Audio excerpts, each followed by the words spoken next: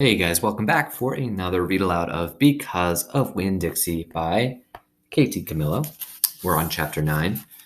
So Opal got a job working at Gertrude's pet store because she wants to buy Winn-Dixie a collar and a leash, but it's too expensive.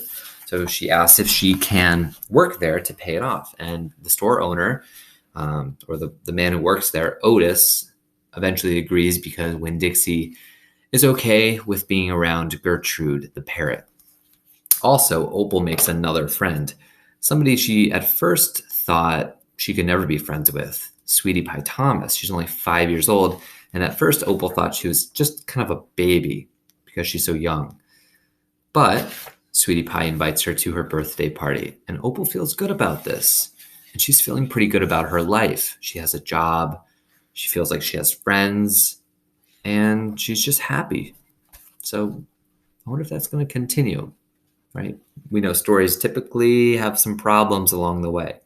So I'm kind of curious, what's the problem she's going to face? I know she's facing one already, right? Her mom is gone, and her daddy, the preacher, is kind of a turtle, she calls him. He doesn't really show his emotions. Chapter 9. Just about everything that happened to me that summer happened because of Winn-Dixie. For instance, without him, I would never have met Gloria Dump. He was the one who introduced us. What happened was this. I was riding my bike home from Gertrude's Pets, and Winn-Dixie was running alongside beside me. We went past Dunlap and Stevie Dewberry's house, and when Dunlap and Stevie saw me, they got on their bikes and started following me. They wouldn't ride with me, they just rode behind me and whispered things that I couldn't hear. Neither one of them had any hair on his head because their mama shaved their heads every week during the summer because of the one time that Dunlap got fleas in his hair from their cat, Sadie. And now they looked like two identical bald-headed babies, even though they weren't twins. Dunlap was 10 years old like me, and Stevie was 9 and tall for his age. I can hear you, I hollered back at them. I can hear what you're saying, but I couldn't. Winn-Dixie started to race way ahead of me. You better watch out, Dunlap hollered. That dog is headed right for the witch's house. Winn-Dixie, I called, but he kept on going faster and hopped on a gate and went into the most overgrown jungle of a yard that I had ever seen. You better go get your dog out of there, Dunlap said. The witch will eat that dog, Stevie said. Shut up, I told them. I got off my bike and went up to the gate and hollered, Winn-Dixie, you better come on out of there. But he didn't. She's probably eating him right now, Stevie said. He and Dunlap were standing behind me. She eats dogs all the time. Get lost, you bald-headed babies, I said. Hey, said Dunlap, that ain't a very nice way for a preacher's daughter to talk. He and Stevie backed up a little. I stood there and thought for a minute. I finally decided I was more afraid of losing Winn-Dixie than I was of having to deal with a dog-eating witch. So I went through the gate and into the yard. That witch is going to eat the dog for dinner and you for dessert, Stevie said.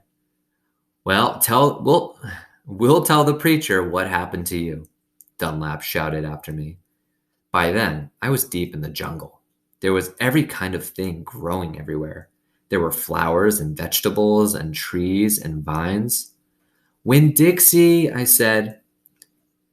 Hey, I heard. This dog sure likes to eat. Do you guys think there's really going to be a witch living at this house? Or do you think Stevie and Dunlap are just making things up to scare her? Yeah, I think they're just trying to scare her.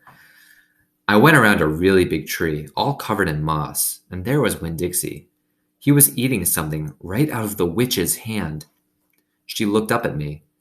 This dog sure likes peanut butter, she said. You can always trust a dog that likes peanut butter.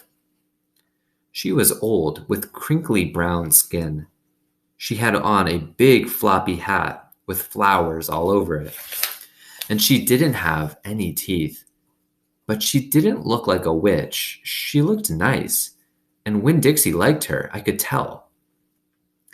I'm sorry he got in your garden, I said. You ain't gotta be sorry, she said. I enjoy a little company. My name's Opal, I told her. My name's Gloria Dump, she said. Ain't that a terrible last name, Dump? My last name is Baloney, I said. Sometimes the kids back at school, when I lived in Watley, called me lunch meat. Ha! Gloria Dump laughed. What about this dog? What do you call him? Winn-Dixie, I said. Winn-Dixie thumped his tail on the ground. He tried smiling, but it was hard with his mouth all full of peanut butter. Winn-Dixie, Gloria Dump said. You mean like the grocery store? Yes, ma'am, I said. Ooh, she said. That takes the strange name prize, don't it? Yes, ma'am, I said. I was just fixin' to make myself a peanut butter sandwich, she said. You want one too? All right, I said. Yes, please. Go on and sit down, she said, pointing at a lawn chair with the back all busted out of it. But sit down carefully. I sat down carefully, and Gloria Dump made me a peanut butter sandwich on white bread. Then she made one for herself and put her false teeth in to eat it. When she was done, she said to me, You know, my eyes ain't too good at all. I can't see nothing but the general shape of things. So I got to rely on my heart. Why don't you go on and tell me everything about yourself so I can see you with my heart? And because Winn-Dixie was looking up at her like she was the best thing he had ever seen, and because the peanut butter sandwich had been so good, and because I had been waiting for a long time to tell some person everything about me, I did. Isn't that interesting? She just met Gloria Dump. She gave her a peanut butter sandwich, and she was nice to Winn-Dixie. And Opal was just like, I'll tell her everything about me. She asked, so I'll tell her. That really tells you something about Opal, right? She's just longing to have somebody she can talk to. She can't talk to her daddy. Her daddy's just kind of a turtle who stays to himself. And she doesn't have a mama, and she doesn't really have any friends besides the new one she's just met. And nobody's really taken any interest in her yet, besides this woman, Gloria Dump. So she says, I'm going to tell her everything about me. She does. Chapter 10. We'll read this one too. I told Gloria Dump everything. I told her how me and the preacher had just moved to Naomi and how I had to leave all my friends behind. I told her about my mama leaving, and I listed out the 10 things I knew about her. And I explained that here in Naomi, I missed mama more than I ever had in Watley. I told her about the preacher being like a turtle, hiding all the time inside his shell. I told her about finding Winn-Dixie in the produce department and how, because of him, I became friends with Miss Franny Block and got a job working for a man named Otis at Gertrude's Pets and got invited to Sweetie Pie Thomas's birthday party. I even told Gloria Dump about how Dunlap and Stevie Dewberry called her a witch, but I told her they were stupid, mean, bald-headed boys, and I didn't believe them, not for long, anyhow. And the whole time I was talking, Gloria Dump was listening. She was nodding her head and smiling and frowning and saying, and is that right? I could feel her listening with all her heart, and it felt good. You know what? She said when I was all done. What? Could be that you got more of your mama in you than just red hair and freckles and running fast. Really? I said. Like what? Like maybe you got her green thumb. The two of us could plant something and see how it grows. Test your thumb out. Okay, I said. What Gloria Dump picked for me to grow was a tree. Or she said it was a tree. To me, it looked more like a plant. She had me dig a hole for it and put it in the ground and pat the dirt around it tight, like it was a baby, and I was tucking it into bed. What kind of a tree is it? I asked Gloria Dump. It's a wait and see tree, she said. What's that mean? It means you gotta wait for it to grow up before you know what it is. Can I come back and see it tomorrow? I asked. Child, she said, as long as this is my garden, you're welcome in it. But that tree ain't going to have changed much by tomorrow. But I want to see you too, I said. Said Gloria Dump. I ain't going nowhere. I'll be right here.